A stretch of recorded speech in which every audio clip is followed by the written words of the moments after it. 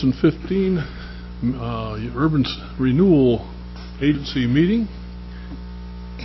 Roll call, please. Jim Davis. Here. Chester Norikis. Wes Ryan. Here. Roger Sprague. Here. Susan Walke. Here. Kip Ward. Here. Don Williams. Here. It's time for citizen comment. Do we have anyone that would like to speak before the agency? I see none, so we will continue on. We have before us the minutes of the meeting of April 13th, 2015. Any additions or corrections? I might add that in my absence, I was able to listen to and watch each videotape of every budget meeting and every city council meeting, so I feel that I am able to vote on both. Is there a motion to approve the minutes? So moved. Second. Any discussion? All in favor say aye. Aye. Opposed?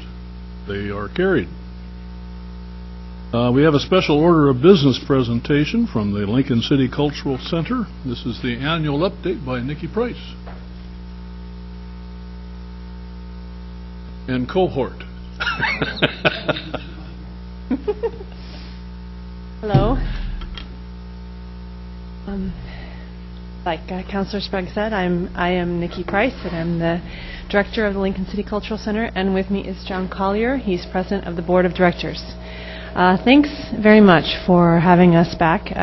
We just wanted to give you your annual update on the Cultural Center and how we're doing and how our partnership is working thus far. So, we continued with our mission of service to the Lincoln City community. In 2014, we hosted 315 events throughout the facility. That includes 77 performing arts events, 39 events outdoors, 17 what you'd call speakers or civic events, and 12 art exhibits in our Chessman Gallery. In all, we counted 28,541 patrons. That are just the ones that we could count definitively. It doesn't count the people at the farmers market who aren't definitively counted. And it also does not include the people at the information center. And in part, that's because we figure that some of those people are double counted, and we don't want to double count them, and we want to look upon that information center as its own entity.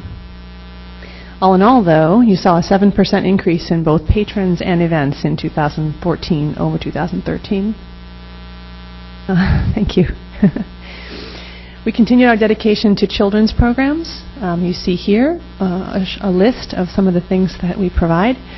We concentrate quite a bit on elementary school age and middle school age, but you can see from Literature to Life, for example, that's a play that is intended for older students and older readers, and that's been really successful and well supported in our charitable communities.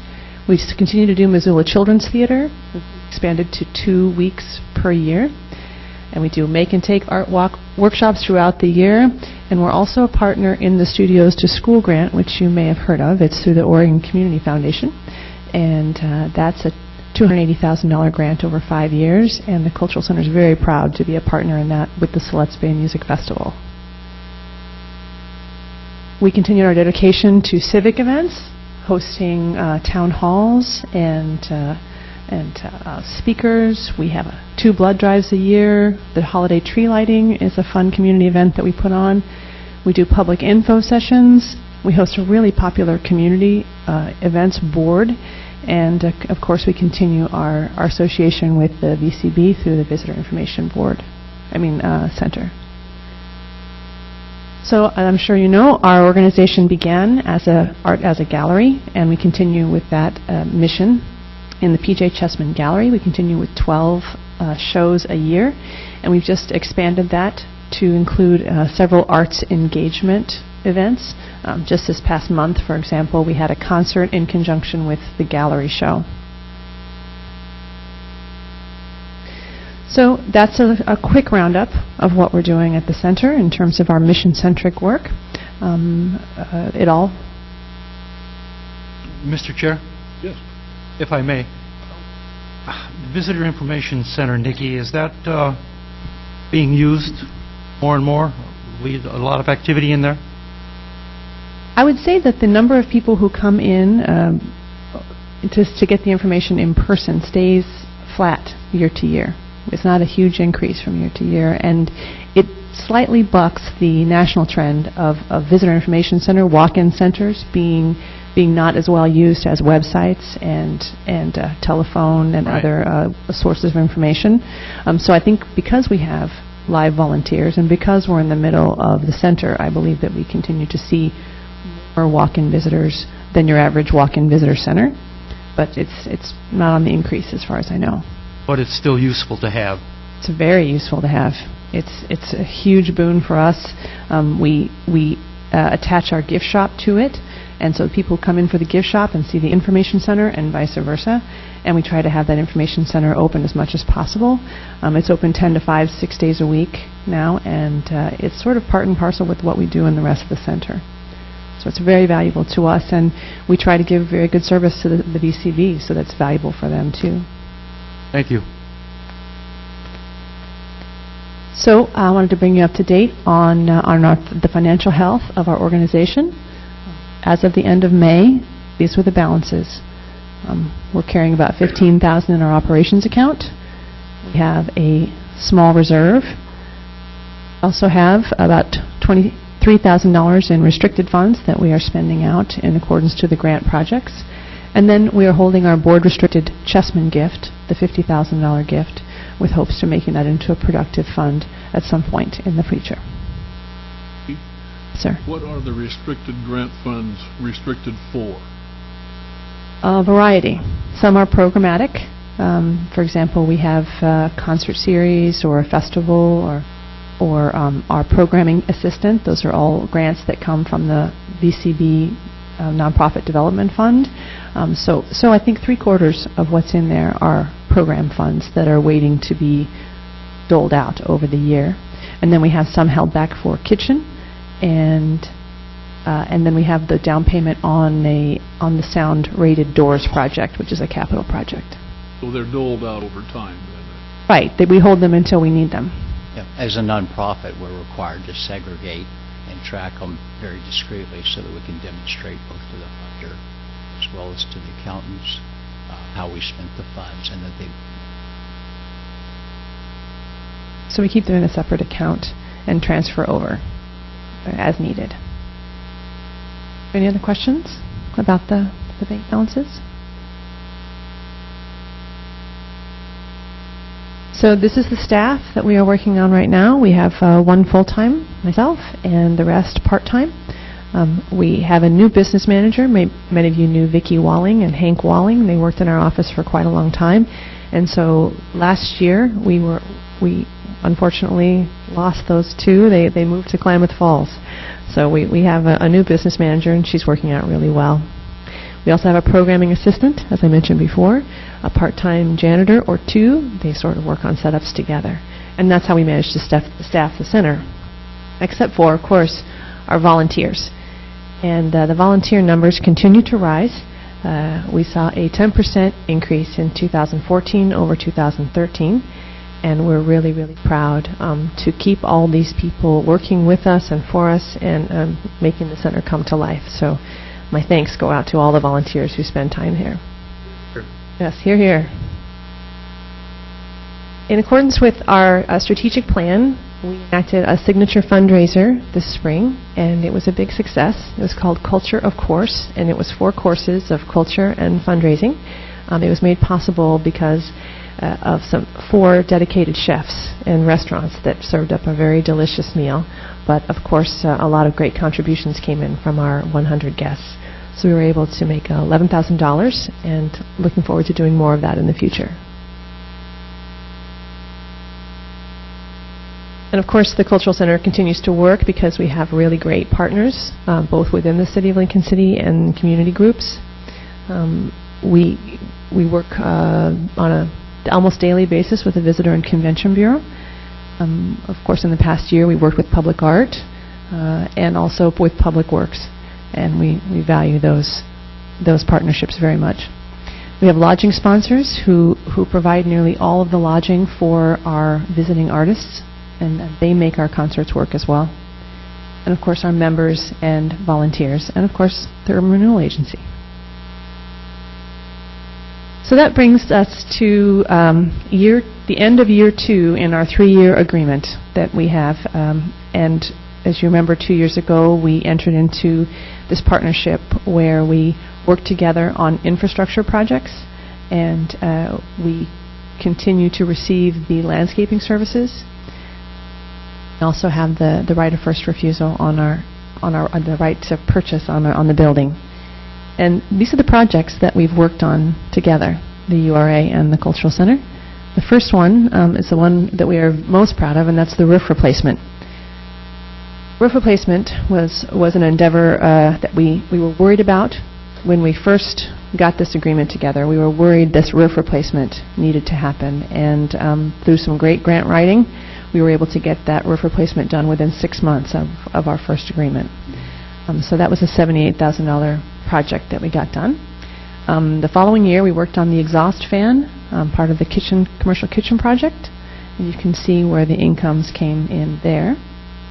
And then, just this past year, south wall repair, the outside wall, that insulating wall that came down, we were able to get that repaired, and for a far less amount than what we all worried was going to be the case. If you remember, we all thought that that might be a $40,000 to $50,000 expenditure, and thanks to a little ingenuity, able to get that done with repairs and replacements and sealants. So far, that's holding pretty well. But it's been very dry, so we will see if we did the right thing. Mr. Chair? Yes. Nikki, is the kitchen being used? No, it's not. We intend for that to be finished this summer. Oh, so it's not finished yet? No. Okay.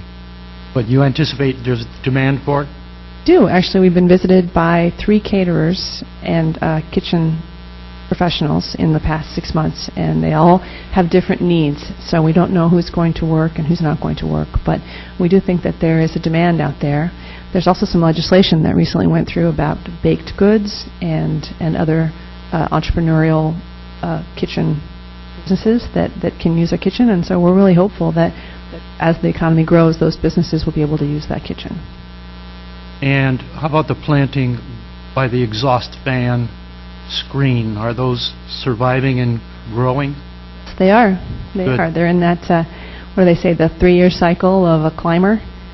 They're honeysuckle, and the first year they're just grabbing on and getting them stable, but we expect to see a lot of growth there.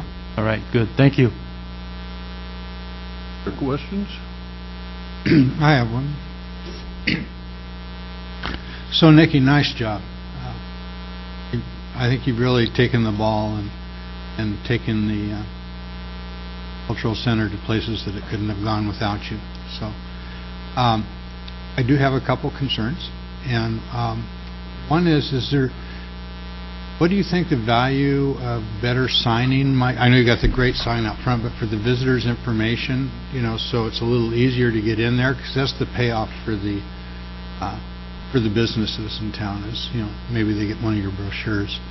So I thought I'd throw that in. Anyway, and the second is that, and I'm not operating my own. I don't have a conflict of interest here, because you'll attest that I've never taken money for our hotel rooms. But I know you have a demand for hotel rooms for your artists, and it's a burden on you to have to go and try to hustle up some hotel rooms. And I'm not sure how one would go about it to establish some type of fund for you that you could use to pay for the. I mean, you want to put heads in beds, and it's kind of counterintuitive when you're having to ask for beds. And I'm not sure the process of what would have to happen to get you that type of fund. Do you have any idea on that? Have you given any thought to that? No? Well, your first point, the value of better signage, I think is huge, if you ask what the value is. There's two things that could happen to make that signage better and to get more people and more visitors to the cultural center. And I think one would be a special application of the sign ordinance as it pertains to the cultural center. I mean, right now we are using up nearly all of our allowed usage of signage. We only have one sandwich board that we aren't using that we put up from time to time. But really, at that, once we get that out there, we aren't allowed to have any more. So if we were to put permanent signs out there, it would require some stretching of the rules or a new application just for the center. We certainly believe that it deserves it. We have a lot of highway frontage, and we do a lot of different kinds of things. And so we believe that if it follows the code and it's approved and it's good looking, that we should probably be able to have more square footage. We used to have two signs on the building itself, the two red canvas signs, and one of those actually had to come down in order for our monument sign to go up. And so any support that the URA could give in that regard would be appreciated. Please go ahead. There's also a discussion about need for signage along the streets, so that as you're driving either north or south along one, that you know that there's one ahead, as opposed to just the signage in our yard about you come up on it and there it is. That was brought up by the VCB staff. I'm not sure where that stands in terms of additional signage pointing up to center of town to where it is. That would probably be helpful as well. Good call. Because as you pointed out, staffed visitor centers are sort of uncommon, are getting less common. So therefore, it would be helpful visitors to, as they're coming into town, to know where some of these landmarks are. And there's a little bit of room on the monument sign itself. On one side, there's about 10 square feet of brick. And I'm thinking that a short-term solution might be to put a couple hooks on that brick and then have a wooden sign that would have the visitor center hours, there all the time. And then it would go 10 to 4 in the winter and 10 to 5 in the summer. So we're working on some short-term suggestions like that. But it sort of needs to be designed by someone so that everybody sees the directional signage in place. So we're hoping that will improve over time. So your second point about the hotel rooms, I'd be open to discussing a fund for hotel accommodations, because when, I would say 5 years ago, when occupancy wasn't what it is now, this was a way that hotels could contribute to our cause. But with occupancy being what it is now, it's a significant donation for a hotelier to give up a room. It's no longer a $49 donation. It's close to a $300 donation, depending on where you're going. So I think that that's something we really need to look at in the future. Thank you. Yes. Regarding hotel rooms, Nikki, is it getting more and more difficult to get people to donate rooms? One of the new rules that we have with booking is that we don't offer accommodations in the summertime. That's taken a lot of the pressure off. We give someone an offer, if they want to come and play, that it does not include accommodations, and they can handle it on their own. They can couch surf or tent or get their own accommodations, and that takes the pressure off of having to ask in the summertime. Wintertime, it has not been a problem thus far. Does that make it more difficult to get bookings in the summer? Good. In general, we're doing fewer bookings in the summer because we're leaving more weekends available for rentals. So, for example, in July, I think we're putting on 3 concerts on our own, and everything else is private rental. And that business is good, the private rental business? Business is very good. Oh, excellent. That's one of the sectors of our income that we've seen the largest increase. Great. Thank you. Thank you. Brian. Referring back to the question about the signage to get into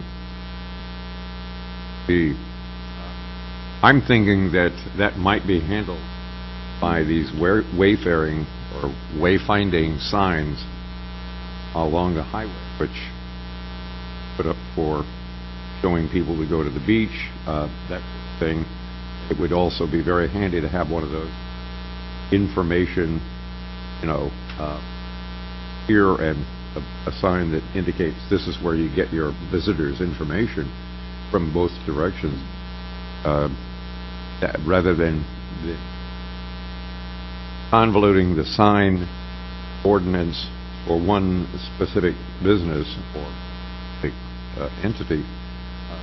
The wayfinding signs may be a better solution.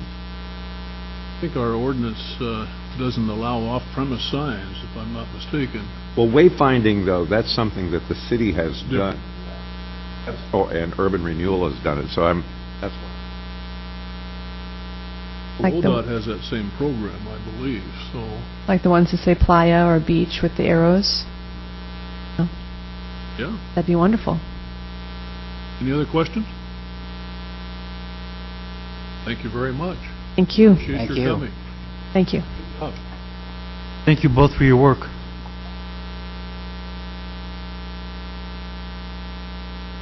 Our next item is the presentation of the Urban Renewal Agency budget for 2015-2016. Mr. Olson. Mr. Chandler.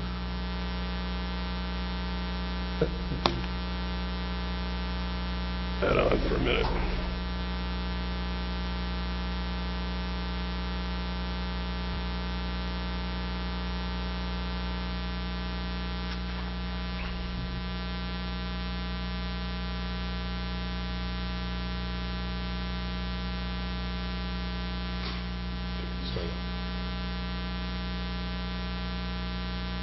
Do you need your screen?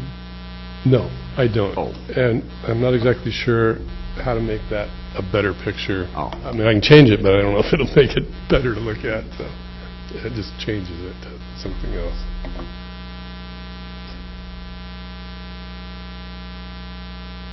Good evening.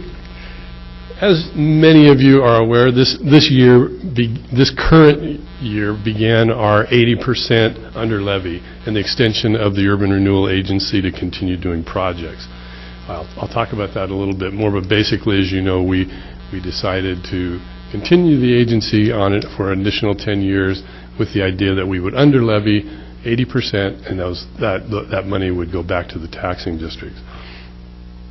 In addition to funding some important public works projects, infrastructure projects, this budget proposes that we continue doing some of the community visioning projects that we have in place from doing several of those charrette projects in our historic business districts.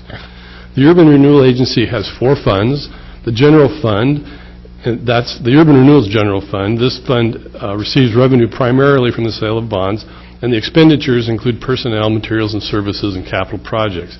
Then there's the tax increment fund, which receives revenue from property taxes, and this is where we are doing that under levy. We're only collecting 20% of that increment, and returning 80% back to the taxing districts, which includes the city of Lincoln City as one of those taxing districts. The expenditures in that fund are to pay back those bonds. We have the property rehab program fund, and as you know, that uses just loan repayments to fund that fund. We haven't put any additional money into that fund for many years. And then the expenditures out of that fund go to our loan programs and our grant programs. Then the final fund, which is new in the last couple of years, is the construction fund. And this is a special fund that was set up to use bond revenues that are earmarked for specific projects. And these projects primarily relate to the work that we're doing in the north end of Lincoln City. This proposed budget identifies a variety of projects in Wacoma Beach, Ocean Lake, Nelscott, and Cutler districts. And although the D Lake undergrounding project didn't have sufficient funding in place at this time for the construction, the process of permitting and acquiring easements will continue until we're able to prepare our next bond sale. The agency will also provide economic development funding through grants and loans to businesses within the district economic development partners and to local employees, and we do that through the program where they can take business classes at the community college.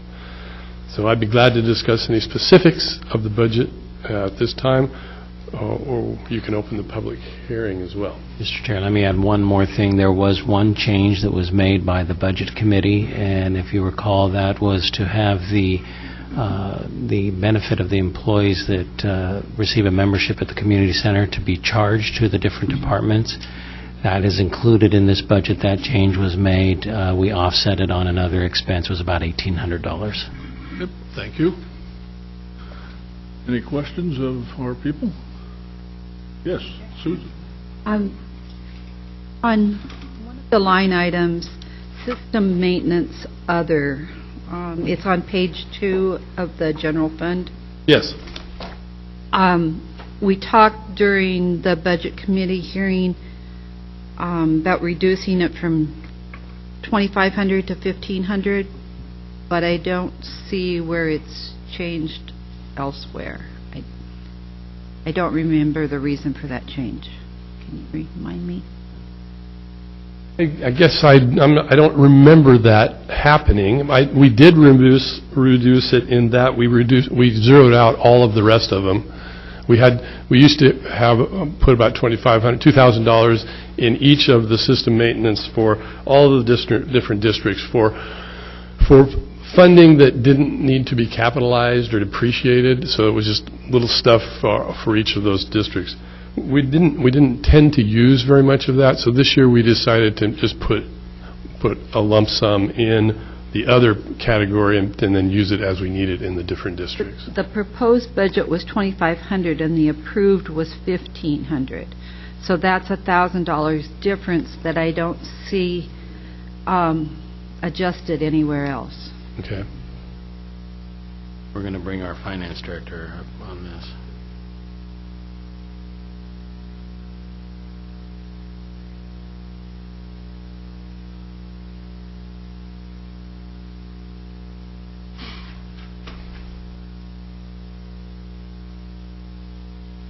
I believe it was to offset the cost of the membership for the recreation center. No, that was done from the salaries. The amount that was taken from the salaries, from the proposed budget to the approved budget, is the same as the wellness that you added in. But then there's the difference. We took $846 out of salaries, $1,000 out of the system maintenance, and added $1,846 to wellness. So it's those two together. Okay, I apologize. That's all right. Good question. Okay. Other questions?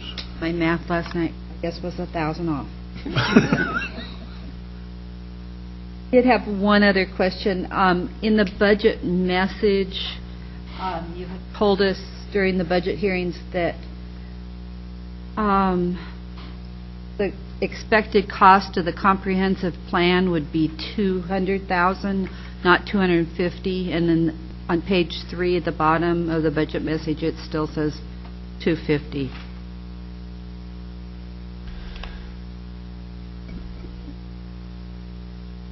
As I understand it, because that's not something that I'm putting together, that was an estimate of the cost of that. And that was, several months ago before they even got into the budget message doesn't really matter. Yeah. Okay. And we're just funding a small portion of that total. And that funding number comes from what we refer to as proportionality, that we can do some funding if it supports the mission or the direction of urban renewal in proportion to how much the urban renewal district is in the area being funded. Thank you. Other questions? And I think we probably need to proceed to the public hearing. Public hearing. Okay, it's now 5:31 p.m. The public hearing for file CPA and ZC 2015-02 is now open. This public hearing concerns a city-initiated proposal to rezone portions of the northeast and southeast quadrants of Lincoln City. That's the one that was put here for me. That's for city you. council. No, that's for city council. Script is for city council. Well, then where is the one that I'm supposed to read for the opening of the public hearing? For the budget? Oh, excuse me, that's right. This is for the zones. I'm supposed to have one of those for the public hearing. You simply open the public hearing and... Okay. I will Ask for open the public public hearing. It is now open. ask for public...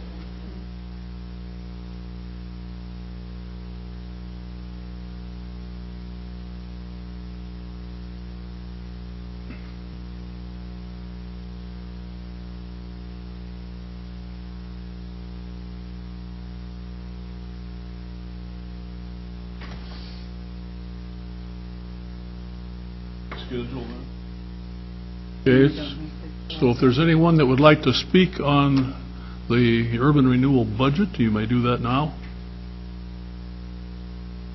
Seeing none, then we'll go on to our comments from budget committee members. I think we've just about done that.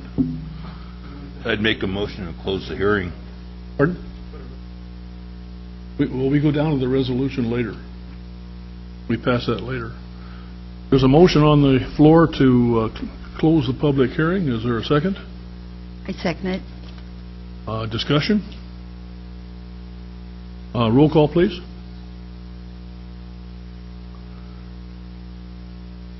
Ward. Yes. Williams. Yes. Davis. Yes. Norikis.